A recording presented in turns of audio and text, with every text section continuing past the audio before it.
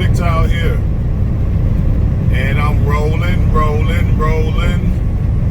And I am in Mizzou, the Show Me State.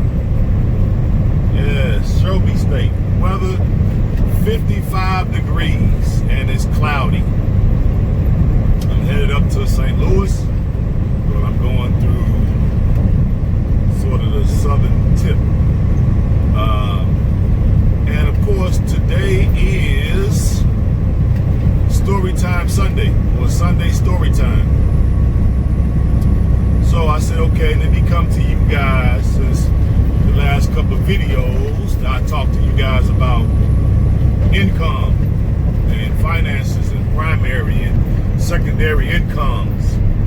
All right, so I think it'll be fitting to have a story time about the first girlfriend that I call myself being in love with.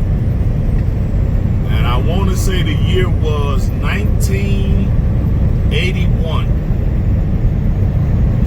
Yeah, 1981, 82, somewhere in there. All right. So, story goes. Get right into it. Story goes. I worked at McDonald's. Okay. McDonald's was a saving grace for me because I grew up poor, so now I'm able to make my own money. I was able to buy fresh clothes, fresh gym shoes, you know, and have fresh gear.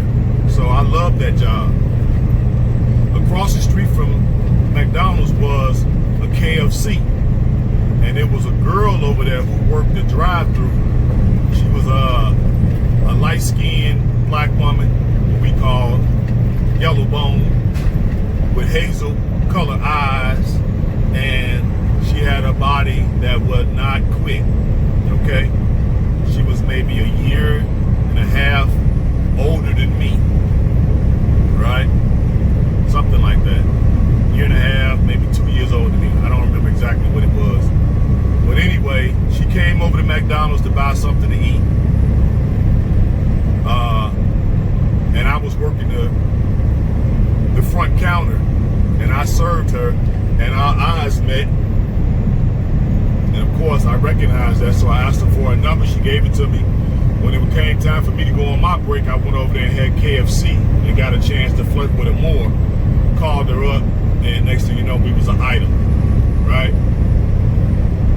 Now, I'm so infatuated because she was just so beautiful, and she's older than me, and I mean, we had no problem with playing games with the sex. You know, I was able to get the sex right off the bat, and of course that just made me sprung, okay? So,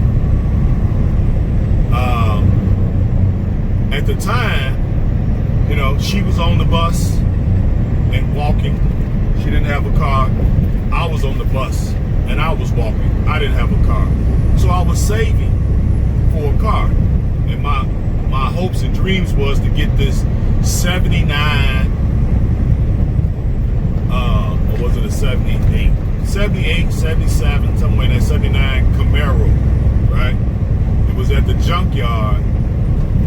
These people would take cars and just basically put them together. And so all it needed was a paint job, but the rest of it was clean.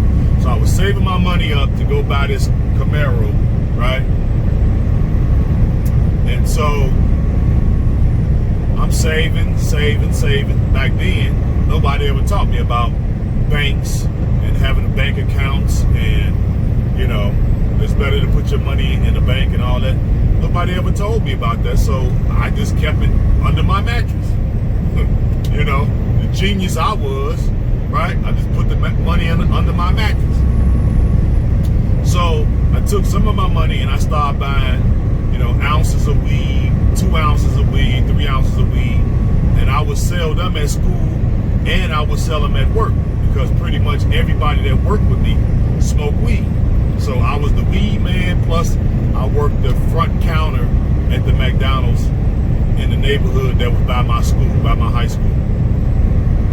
So my money was building up fast, working and selling weed. My money was building fast, so I'm getting closer and closer to my dream of getting this car, right? now I got this girl, and I tell her, this is where I messed up at, fellas. I told her what I was trying to do. So, side note, whatever our dreams, goals, and whatever we're building toward, more than likely, it's best for us to just keep it to ourselves so it won't get derailed or talked about, okay, in a negative way to make us give up our dream or goal. So I didn't know this at the time. I wasn't red pill. Was no red pill men around me to help me out with this. So I told her, and guess what her suggestion was? I'm sure you already know. Well, this is not a good place to put your money at, sweetie. Won't you let me hold your money, and I'll keep it safe. And then when you're ready to buy the car, when you get your money, cause I was saving about 100. So you get 100, just give it to me. I'll keep everything safe. And when you're ready to get the car, I just give you all the money. You go get the car. I'm like a dumbass. Okay. So I give her all my money. I think I had at the time, it might have been, I want to say $900, something like that. And I was trying to save up to, I think $2,000 is what I needed, or $2,500. I can't remember exactly how much I needed, but I had roughly around 900. I give her the money. Guys, I give her the money. I gave her the money. Lord have mercy. She gets the money. About a couple days later, right? I go over to her house. She's not home. Guess where she was at? Out spending my money on shoes, clothes, and purses. I'm gonna be quiet now and just let that sink in, fellas.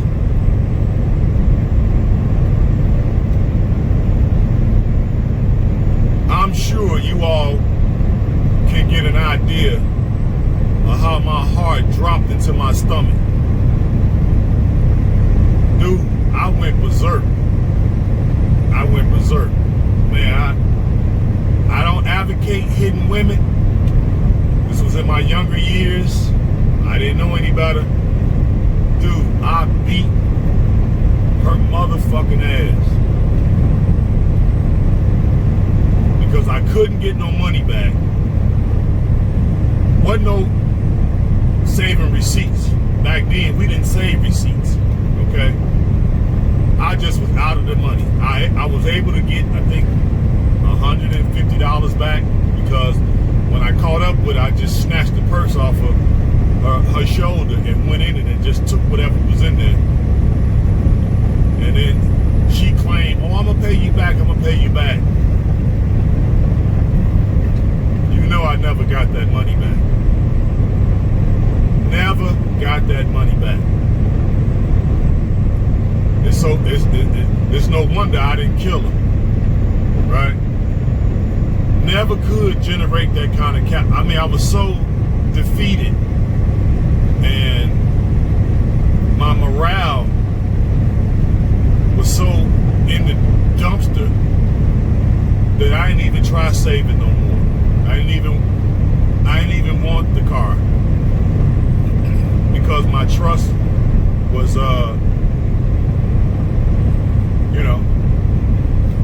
it was abused. She abused my trust. And it just took my morale and just put it in the dumpster. And I just never had the same motivation to start over saving. I had said that in my mind that I was going to start saving again, but it never came to fruition. But I ended up getting away from her because I just couldn't see her in the same light anymore. But guys, the lesson is, and that taught me a valuable $800 something, $750 $50 lesson as a young man to never trust women with your money. You'll hear women say, oh, let's get a joint account. Negative. If you get a joint account, don't put nothing in it. Put $50 or $60. Don't put no money in it. Let her put money in it. I don't even care if you're married to her. Don't commingle your funds. You got a girlfriend, okay? Don't give her access to none of your stuff. Don't let her hold your credit card. Oh, baby, let me get your credit card. Let me go and pay for this, pay for that. No, don't do that. Don't give her your bank card, your ATM card, none of that. Your debit card, no credit cards. Don't give her no money to hold. None of that. Okay? Don't co-sign for her. Okay? Don't give her no money for no down payments. None of that, because you're not going to see none of that money back. You're not going to be, it's not going to be reciprocated. Okay? And I had to learn this lesson. But I'm glad I learned it as a young man. So even though I was married twice, I didn't commingle my funds with neither one of my ex-wives. Right? They did not have access to none of my accounts. I always had secret accounts. I always kept a post office box. And anything of any significance of importance, I would have it sent to my P.O. box. That way, I ain't have to worry about it coming to the house, and she never got to see it. Okay? I've always had my own businesses or self-employed, so a lot of that money will go to these places. They go to my P.O. box, and I never had to show her and let them know when I got a big check in. Right? And the fact that I was self-employed, they couldn't get an idea of how much I really made. You know, you never got a really good sense of how much I really made. That way they couldn't spend money before I even get it. Okay? So that lesson at 16, 17 taught me a valuable lesson